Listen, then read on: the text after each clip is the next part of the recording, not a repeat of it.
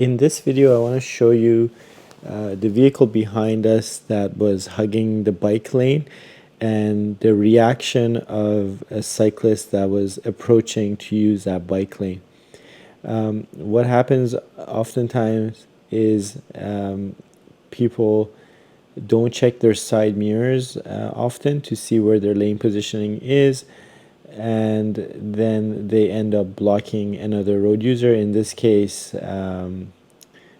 cyclist. And so this cyclist actually pushes their car back into the lane and gestures them to go back into the center of their lane, and this driver subsequently recenters themselves in the lane. Now, something to notice here though, as they're coming up to the stop, we can see that their hand, they only have one hand on the steering wheel. They're kind of leaning on the steering wheel, and they're doing this whole one-handed driving.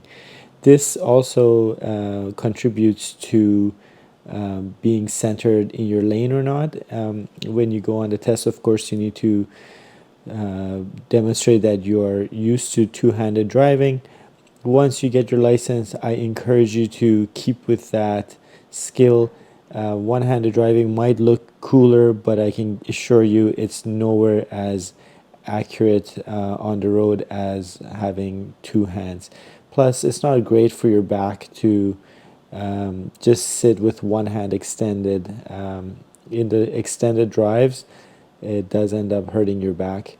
But more important than that is just making sure that you're sharing the road with other road users.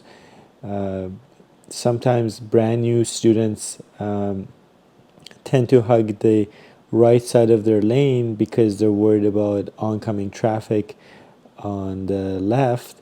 But again, I encourage them to look further down the road. That tends to automatically center them in their lane.